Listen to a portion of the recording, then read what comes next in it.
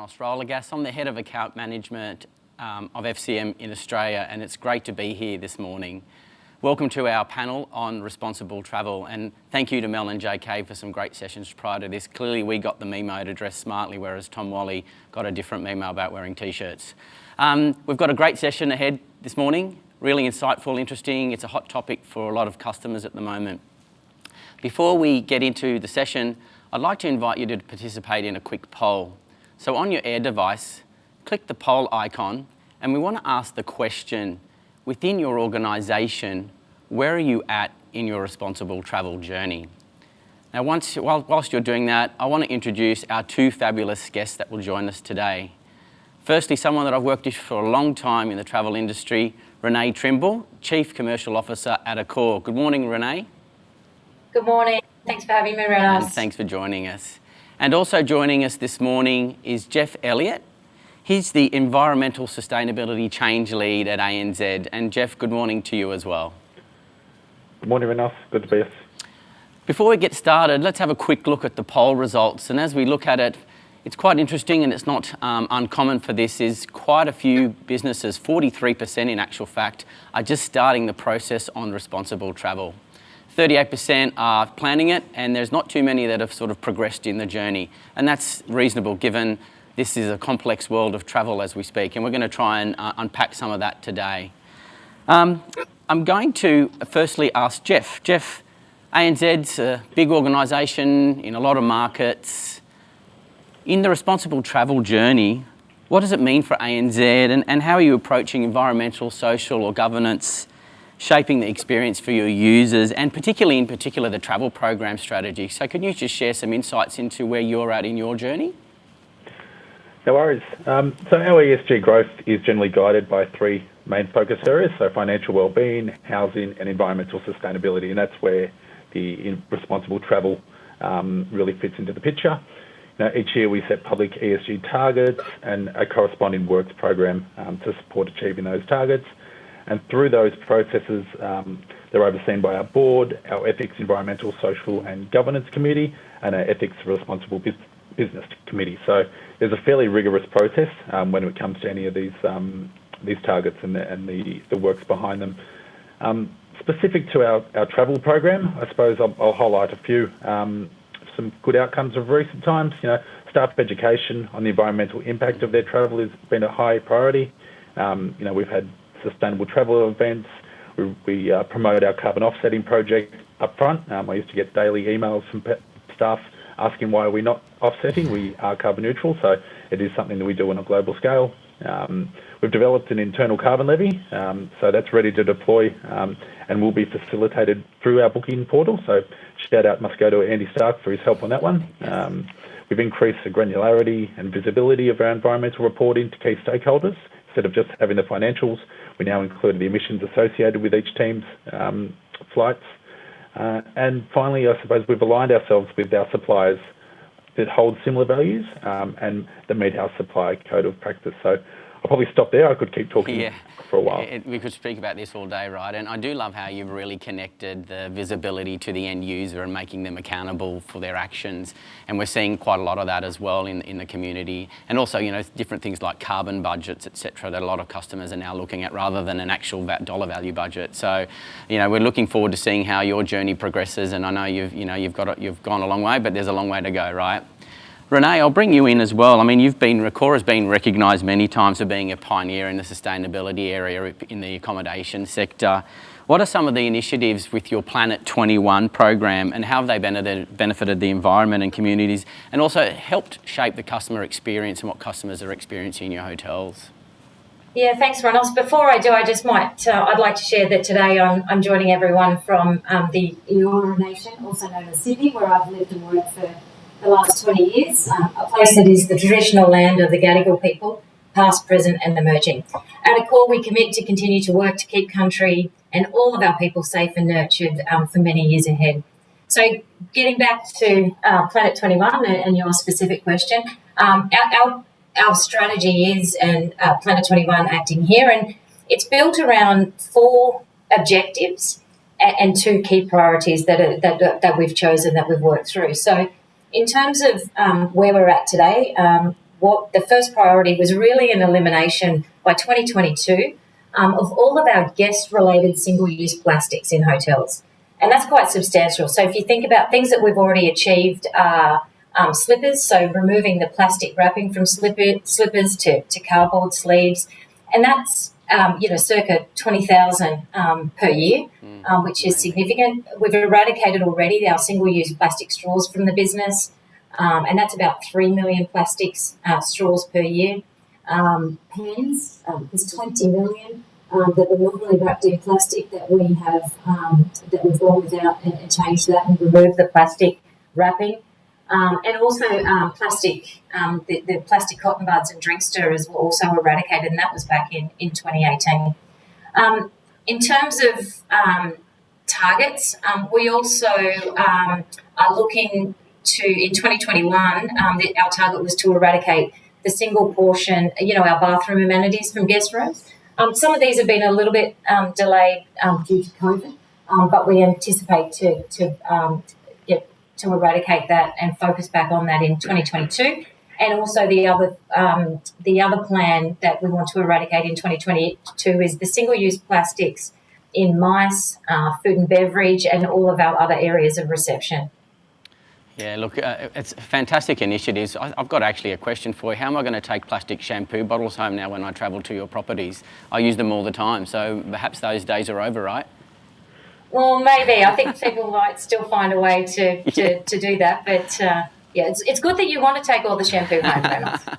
Indeed, look, and it's some great initiatives there, some important initiatives, and really kudos to Accor for leading the way here. Renae, I'll just stay on you as well at the moment. How has Accor's approach to ESG and sustainability helped to create more value in your operational side of your business? Yeah, I think there's a couple of things in terms of that. And the first one, and probably one of the most important things, is attracting talent. So when you think about people are wanting to work for companies today that have similar values to their own in regards to ESG and sustainability, and that really that's really important to us to attract talent and make sure that we've got people working with us who are engaged and want to take a hands-on role in supporting both our global and our local initiatives that we have here. So we really want people to bring their ideas of how they can support at a very local level and also support the initiatives set by global. And one example of this and it's a really great example of a team member in one of our hotels who came up with an initiative to take the old pillow slips, and they were normally destined for landfill, into laundry bags for all of our staff uniforms. So something so simple that a team member was such a significant initiative, saving something like 30,000 plastic bags just in 1 year. So that's really important, and all those small initiatives really add up very quickly. So talent. We also know that our clients want to engage with like-minded companies, and we see this through RFPs and the questions that we're now being asked. And we really want to have deeper conversations with our partners as to how can we engage, how can we take this to the next level together. So I think that's a big part with our clients and of course, our owners and investors. Yeah. So we're having very early conversations with owners around what they believe, what their values are, and then how do we build that hotel together with owners and investors, and things like, really focusing on an increase of renewable energy, food waste reduction in our hotels, having our own vegetable gardens in hotels, sustainable refurb programs, and then those sort of things. So that's probably and also our guests absolutely want to see from us what we are doing, and also how they can engage with us and help, because they're very engaged in any of our CSR. One of the things that we've just done recently through our loyalty program, Accor Live Limitless, is also allow members to use points to engage in some of our initiatives. So whether it's Plant for the Planet, of which we've globally planted over 10 million trees. Plant for the Planet, they can use their points for. They can use their points to contribute to any of our charities and our foundations that we partner with. And additionally, we're just creating green Live Limitless experiences for our members to engage with. Brilliant. Yeah, as you say, we could speak about this all day, right? And the customers are asking us all these questions about what suppliers are doing. And it's actually a good segue back to Jeff. Jeff, travel is a little bit more complicated than it was pre-COVID. We could all agree with that, right? What's ANZ doing to overcome this added layer of complexity? I was talking to a client yesterday, and it was probably easier to not travel. One of the comments that they made. But as we've heard earlier, human connection is so important. So what's ANZ doing around this? Look, we're very lucky to have a fantastic team within the travel space working on these sort of types of strategies. I might split into two areas, so domestic travel and international travel, because they are quite different and different requirements within them. So for the domestic travel, we have obviously aligned our internal restrictions with state government requirements. We've got a really dedicated intranet page on all COVID-19 information, including the travel restrictions and requirements around that. Our booking system is configured to a tiered risk setting for specific countries, so it actually only allows permissible travel as per our guidelines. And we've got a COVID travel safety clue card, which is sent to every traveller prior to flying. So domestic travel, we feel like we have come a long way, and it's really about the health and well-being of our travellers. Yeah. With the international travel, it is a bit more complicated, and the works are still ongoing. But I think some of the things worth noting that we are looking out for is the health and vaccination status of our employees, what COVID passports are going to look like, the medical risk in the countries they'll be travelling to, insurance cover, who needs visibility over the travel and who should approve, as well as pre-trip education for new health and safety measures when travelling, and actually re-educating our staff about what that new international travel experience will look like. And finally, how are we going to support travellers when it comes to once they are overseas and things do change, and making sure that we're ready and willing to do that and have that visibility. So I think, it will be an ongoing learning space, but I think there's a lot of work underway currently. And it's a very hot topic right now around even asking the question about vaccination status and so forth. So a lot of companies are grappling with, should they not, should they store that information? So, it's great to see that you're moving ahead there. Let's talk about duty of care in travel. So, we've talked about sustainability, and wellness and wellbeing is really important for travellers now more so than ever. I'm going to ask both of you the same question. I'll ask Rene to answer first, and then Jeff, if you'd like to sort of follow from Rene, is, what are some of the major changes that you've brought in for customers or employees within your organisations around duty of care? And what strategies do you think will be here for the long term, given this is such an evolving and changing environment? Maybe to you, Rene, first. Yeah, I'll talk to the first 2 points, because these are probably the first two that I think are going to be here certainly for a long time. And that's we introduced Accor's All Safe program as a direct outcome of COVID, and it was a global initiative, and it was really to focus on cleanliness and prevention standards. And we developed that in conjunction with Bureau Veritas, who's a world leader in testing and inspection and certification. And we continue to evolve that. So that is already evolved within that time. And again, was updated in 2021 to reflect the new knowledge, because I think you've acknowledged it already, Renos, the pace at which everything is changing and being updated means that we have to be really agile, and we have to make sure that we keep up with that. So we've already updated All Safe, and I think that will continue to stay, and it will continue to evolve as the world starts to change and open up. Okay. So as part of All Safe, we also have a global partnership with AXA, and that is to provide telehealth and medical support across all of our hotels worldwide. So that's really an initiative that provides a high level of confidence that guests want, that they can get access to medical access in a number of different languages when they're staying in an Accor property anywhere, and there'll be, it's a first level of response that's available. And that's really important, that people feel that confidence, because I think that's one of many, I guess, but there will be a main barrier to travel. People really want to have that confidence across a number of aspects. So those two things, I think, are critically important for the traveller, and also will be here for quite some time. We also, as you mentioned, have a duty of care, and we've always had a high priority of care for our teams. And during COVID, we launched globally at Accor the Heartist Fund, And the Heartist Fund was to enable our colleagues and also partners of Accor who were facing financial challenges. And that was in the way of cash contributions from anywhere up to $5,000. And they were grants that don't need to be repaid, and they were allocated across the Pacific, just in our region. We allocated, I think it was just over 5 million Australian dollars to over 5,000 recipients. So that was critically important for our teams and for some of our partners to access that. Not sure whether the program will continue to that same degree, but our support for our teams and our partners will always remain, and that was always here well before COVID. We also introduced the working environment, obviously, for our team is critically important now. And at Accor, we introduced Work Your Way, which enables our colleagues to find the right balance where they work from home or the office. I am in the office today, and I think I'm one of 3 people in the office today.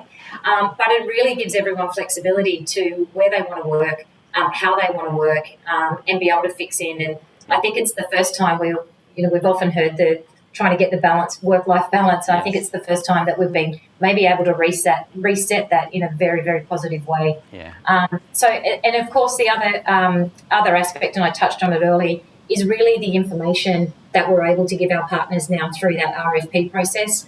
And we really have nearly just under 90% of our hotels completing those CSR questions in CVET. So we're making sure that we're very transparent and working with partners. Absolutely. And the key, and I'm sure Jeff's gone through this as well, is it's so important to know what the supply chain's doing.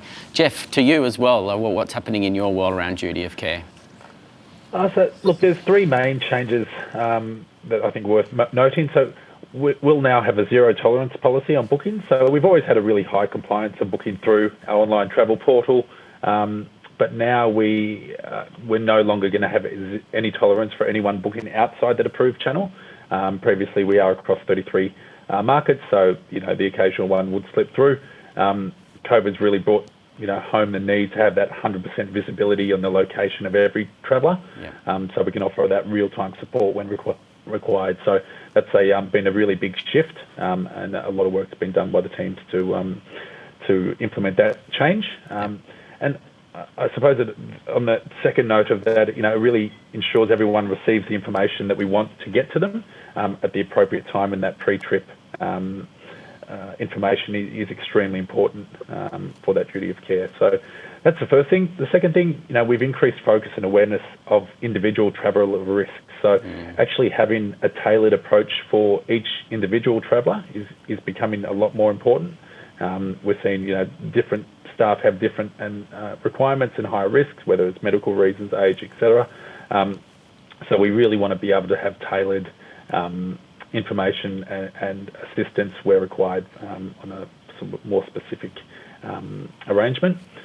And then finally, there's going to be a big consolidation of the duty of care support, the responsibilities in decision-making processes. So by bringing all of those in together, having a bit more structured approach, it's going to allow us to respond to staff quickly, give our staff a consistent message, which is really important, that instruction and help rather than having varying information from different travel security providers, airlines, TMCs, etc., is going to be really important just to not only minimise that heightened risk, which we are seeing from our staff through misinformation and fake news and the likes. We really need to minimise that concern through those channels and actually provide one trusted advice source through our own channel. So I think they're the 3 biggest changes that we're going to see going forward. I think I'll leave it there. Yeah. And it's fantastic to hear the zero tolerance. It's music to a TMC's ears that you're going zero tolerance. Look, we've come to the end of our session. We've run out of time. We could speak about this all day, right? I'll just quickly look at the poll results. Looking at the poll results, not a lot's changed. 86%, actually less than 86%, are either starting or haven't started the process or just in the midst of starting it. So there's a lot of people out there that are starting that journey. A massive thank you, Jeff, to you. Thank you for participating in our session today. Look forward to being in Melbourne one day and buying you lunch in the flesh. And Rene, great to see you, and I know we're due to catch up for a drink. Thank you to you, and thank you for being a partner to Illuminate.